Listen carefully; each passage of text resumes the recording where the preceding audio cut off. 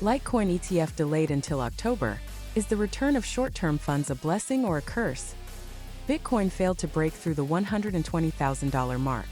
Should we lock in the profit or reverse and pick up the lost money? Sisterwood waved her hand and smashed $1.82 billion swept Ethereum. Is the dealer about to change?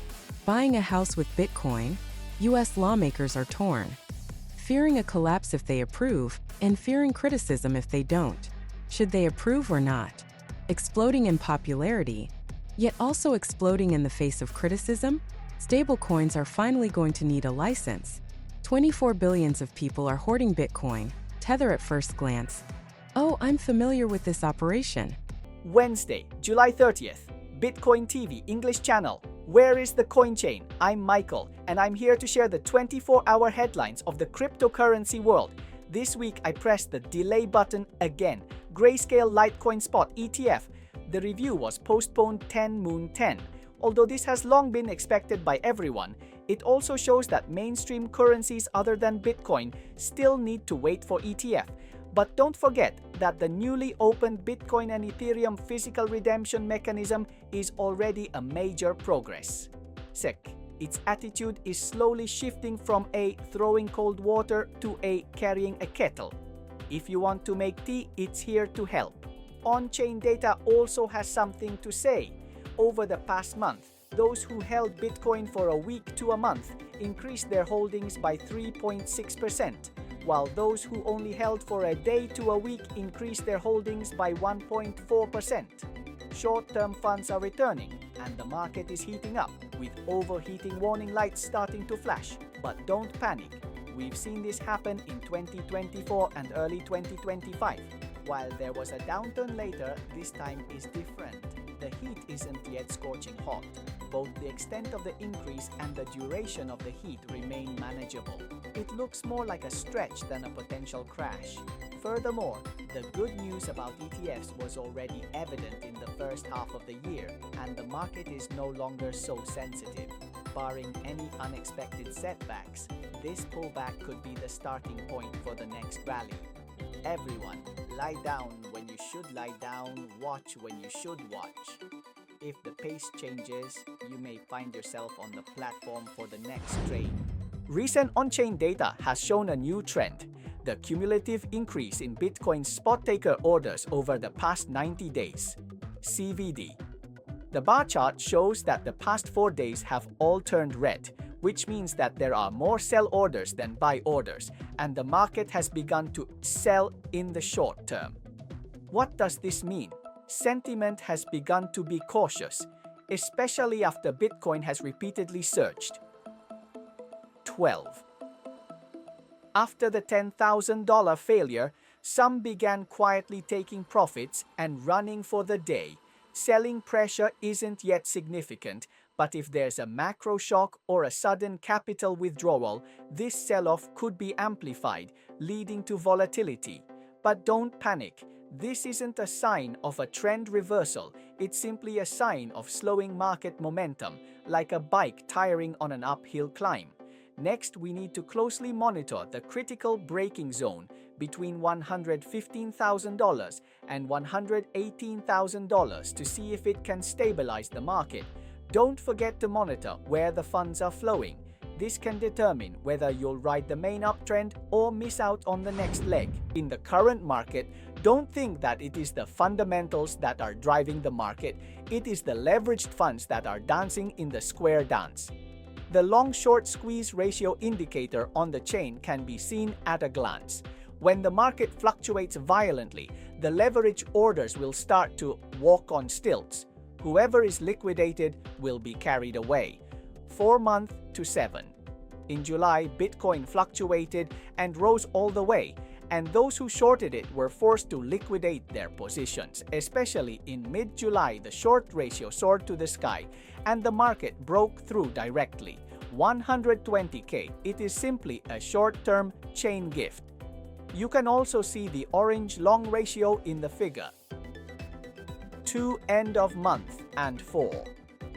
The surge also occurred during the early morning decline, indicating that bulls weren't having an easy time either, being dragged down by the market, accelerating the decline.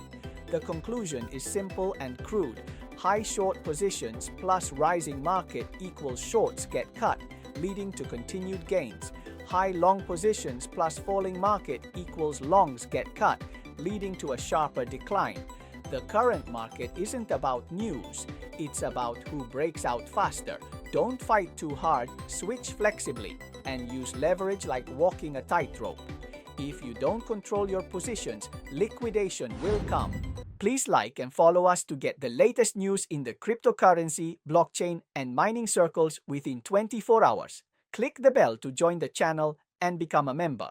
You can get the Members Wealth password from Monday to Friday. Recently, Ethereum has been rising more than Bitcoin. But if you ask why Bitcoin rose so fast before, the reason is one word: grab. Since 2024 year one, in the United States, spot ETFs were launched in June, and institutions, companies, and governments rushed to buy them. 150,000 bitcoins, but only one was mined on the chain. 10,000 coins were sold, with demand exceeding supply by a factor of 5. Consequently, the price skyrocketed, increasing by 155%, placing it at the top of the global price growth charts.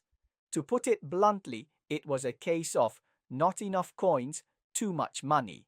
However, Ethereum has finally woken up and wants a piece of the pie. Since May 15th, the Ethereum spot ETP market has attracted over $5 billion in funds, and several companies have announced that they will add Ethereum to their treasuries.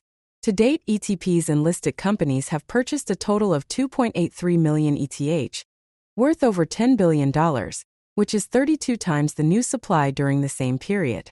It holds 566,000 ETH, ranking first in corporate holdings. The company also received the support of female stock god Cathie Wood. ARK Invest funding $1.82 billion, all invested in Ethereum. Similarly to how gold is important when currencies around the world are debasing, Ethereum's future has always been ahead of us, but it's becoming increasingly clear that Ethereum's future is now. As our friend Tom Lee said, the next Bitcoin is Ether and Ethereum, and what he means by that is that financial institutions and enterprises and the markets in general are recognizing that the nature of trust, as embodied in these decentralized trust protocols, is changing. The question then becomes, will this Ethereum craze be a flash in the pan? The answer is most likely no. The market is still biased towards Bitcoin, with Ethereum's market capitalization approaching 20% of Bitcoins, yet ETP assets only account for 12%, a ridiculously large disparity.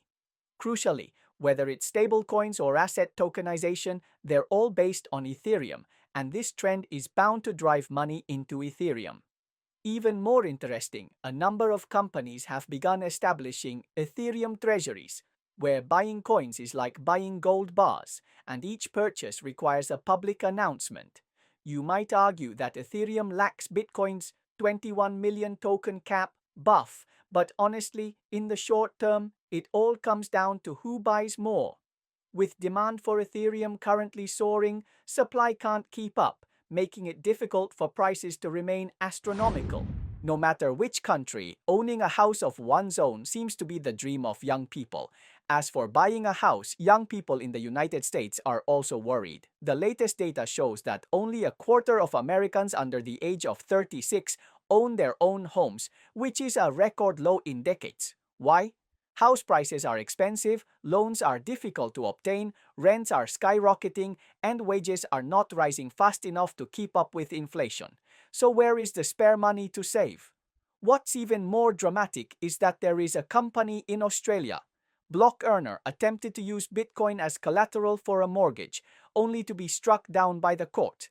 But the US, undeterred, is clamoring for a Bitcoin home purchase platform. Is this innovation or another financial meltdown? Wyoming Senator Cynthia Lummis proposed the 21st Century Mortgage Act, which requires Fannie Mae and Freddie Mac to treat cryptocurrencies as assets that can be used for single-family loans.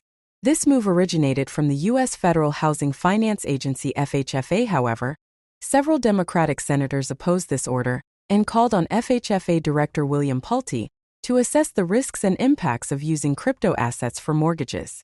We've been working on these bills in some form or another for years to finally bring some certainty to the marketplace, to protect consumers. So you've got two really good bills that are the result of lots of bipartisan work over the years, and it's time we actually get these done. Can you finally use Bitcoin to buy a house? Be careful not to end up buying a toilet. The U.S. House of Representatives is currently in a state of stagnation. Speaker Mike Johnson called a recess and legislation came to a halt. But before that, Republican Nancy Mace threw out a blockbuster proposal, the American Homeowner Cryptocurrency Modernization Act. What does it mean? It means that if you want a mortgage, banks will have to include your digital assets on exchanges. Sounds great, right? No need to sell Bitcoin first to buy a house. You can directly use coins to get a mortgage. But here's the problem. With cryptocurrency fluctuating wildly, do banks really dare to accept it?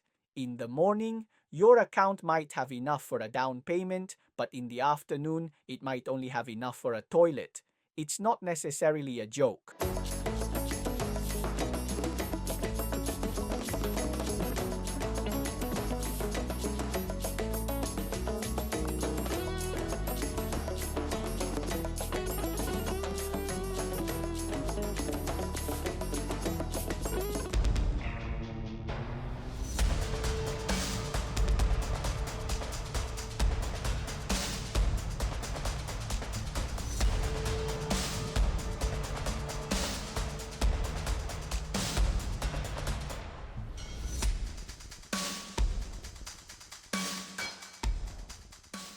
Regarding stablecoins, the Hong Kong Monetary Authority directly emphasized, small players should not join in the fun.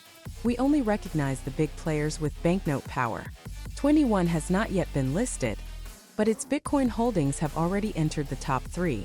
Wales, can you please leave some for retail investors? Stablecoins are so popular that regulators can't help but put out the fire. Recently, stablecoins have become the top trend in the cryptocurrency circle. JD.com entered the market and Ant Financial followed suit. Brokerage firms are also releasing research reports. 43 article while discussing trends in a meeting 57 markets. The speculation is even more heated than the stock market.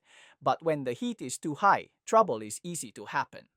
Starting in July, regulators across the country began warning against believing in promises of stablecoins and financial freedom, as many are simply guises for illegal fundraising. Shenzhen, Suzhou, and Zhejiang provinces issued warnings urging investors to be vigilant. More importantly, the Hong Kong version of the stablecoin ordinance went into effect on August 1st, and this wave of concept stocks and the cryptocurrency market is poised for another explosion. Hong Kong Monetary Authority (HKMA) released final regulatory guidance on stablecoins, covering the compliance obligations of licensed issuers, anti-money laundering and counter-terrorist financing requirements. HKMA checked the official website for the list of licensees. As of now, no entity has obtained a stablecoin license. HKMA reminds people to be vigilant against false advertising. Applicants for licenses must contact the regulator before August 1st and 9th Moon 30. Only those who submit complete information before the deadline can be selected into the first batch of licensed list.